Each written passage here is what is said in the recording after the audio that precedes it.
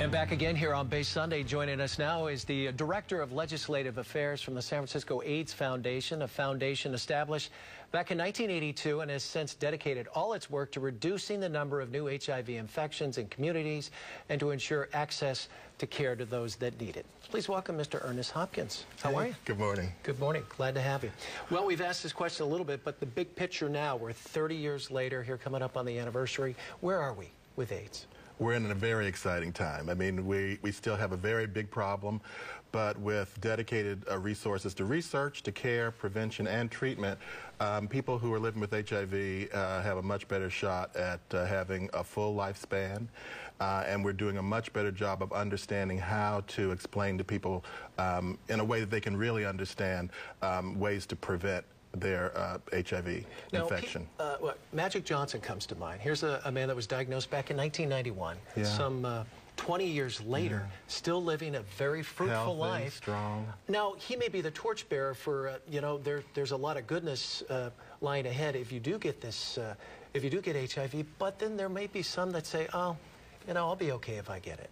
Where are we there? Are the teens and the young 20s, are they understanding the severity of this disease? No, they aren't understanding, and it's really important that they do. Magic Johnson is a very wealthy man. He has the best of everything, best health care, the best of access to every potential service he might ever need. That's not the case for underserved, low-income folks who are uninsured and who contract HIV. We're working very hard to make sure that the resources are available at the federal, state, and local level. But in an environment like this, tomorrow we could be in a situation where people who need access to treatment don't have it. So this idea of having access to the pill and it's okay, it's a very bad message, and we're not trying to send it. So we're trying to make sure that everyone understands ways to prevent HIV infection. That's the way to end the epidemic. Why do you think it's affected the African American and the Latino population so much? Well, if you, first of all, we don't know. That's one of the important messages that I think we continue to send to the federal government. We need answers.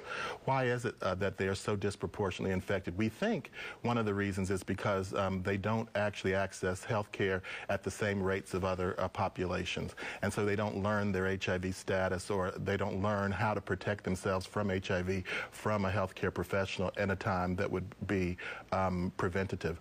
But there are also probably some income issues that impact this, and there may even be some biological issues. These are the kinds of things that we talk to the National Institutes of Health about at the San Francisco AIDS Foundation.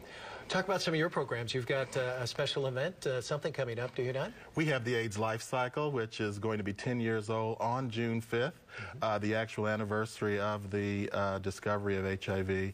It's a fundraising event that we do with the LA Gay and Lesbian Center, which starts here in San Francisco, goes down to Los Angeles, and that's going to be happening on the 5th of June.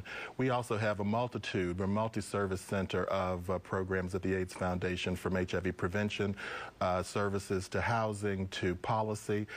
My shop, where we do policy work and advocacy at the federal, state, and local levels. We do research. We have substance use prevention, and we have a wonderful Magnet gay men's health center directly in the Castro. And finally, if there's someone out there that hasn't been tested, that may be afraid to get tested, what I don't know won't hurt me, what do you say to that person out there right now? Step through the fear. It's okay. There's something to be done, and knowledge is power. That's what I would say to them. It's much better to know your status, come in, get the support that you need. We're there to help you. It's not a death sentence. There's a lot to be done if you're HIV positive. Well, my old coach used to say, if you convince the mind, the body will follow. Exactly. So there's a lot of hope out there. Ernest, so nice to meet you. Thanks so much for coming pleasure. in. We Thank really you. appreciate your work, and thanks for coming in. If you'd like more information about San Francisco AIDS Foundation, log on to sfaf.org. That's it for this edition of Base Sunday. Thanks for watching. Have a great weekend, everybody. And Sydney will be back next Sunday. Take care.